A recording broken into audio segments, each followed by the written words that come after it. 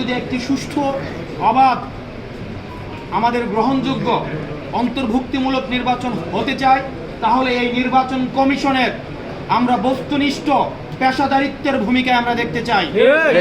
এভাবে নির্বাচন কমিশন যেভাবে দলকানা একটি দলের প্রতি, একটি দলের এজেন্ডা বাস্তবায়নে যেভাবে নির্লজ্জের মতো কাজ করছে, সেটি আমাদের যে নির্বাচনমুখী আমরা হচ্ছি সেটির অন্তরায় বলে আমরা মনে করছি। সেজন্য আমাদের একটি সুষ্ঠু নিরপেক্ষ নির্বাচনের জন্য আমাদের এই নির্বাচন কমিশনকে অবশ্যই আমাদের দল মত নির্বিশেষে নিরপেক্ষ ভূমিকা পালন করতে হবে। নতুবা আমরা এই নির্বাচন কমিশনের পুনর্গঠনের জন্য আমরা অনতি বিলম্বে এই নির্বাচনের প্রতি, কমিশনের প্রতি যে আমাদের আস্থা ছিল, সেই আস্থা ক্রমশ ক্ষীয়মান। আমাদের দল নিবন্ধন থেকে শুরু করে, মার্কা বরাদ্দ থেকে শুরু করে, আমাদের যে সীমানা নির্ধারণ, প্রত্যেকটি কাজে আমরা দেখেছি, আমরা যখন নির্বাচন কমিশনের সাথে মিটিং করি, আমরা দেখি তাদের এক ধরনের আচরণ থাকে, তারপরে তারা একটা সময় চায়, ওই সময়ের মধ্যে কি হয় এটা তারাই বলতে পারবেন। রিমোট কন্ট্রোল নির্বাচন কমিশনের কোথায় রয়েছে এটা আমাদের কাছে এখনো পর্যন্ত সেটা অজ্ঞাত।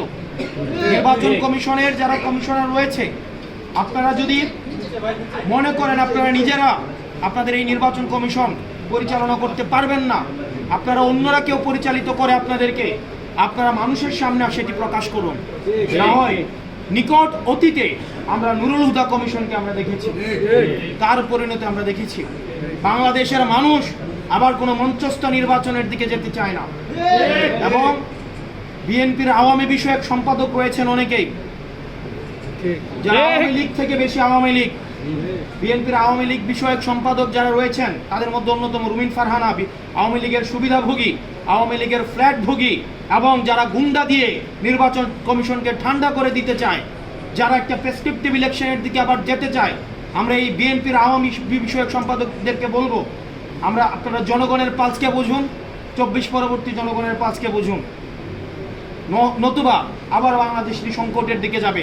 এবং তাদের কারণেই আমরা বিশ্বাস করতে চাই বিএনপি এখনো পর্যন্ত গুন্ডাতন্ত্র, তারা যেই বিএনপির এই ফজলু সাহেব, উনাকে এখনো পর্যন্ত আমরা সম্বোধন করছি, সম্মান দেখাচ্ছি, কিন্তু উনি যে ধরনের বক্তব্য দিচ্ছেন এবং রুমিন ফারহানা যে ধরনের বক্তব্য দিচ্ছেন, যে ধরনের কার্যক্রম পরিচালনা করছেন, আমরা ধরে নিব এগুলো হচ্ছে বিএনপির হাইকমান্ডের ইনস্ট্রাকশন। এবং আজকের নির্বাচন কমিশনে যেই ঘটনাটি ঘটেছে সেই বিষয়ে বিএনপি কি অবস্থান নেয় সেটির প্রতি আমরা নজর রাখবো।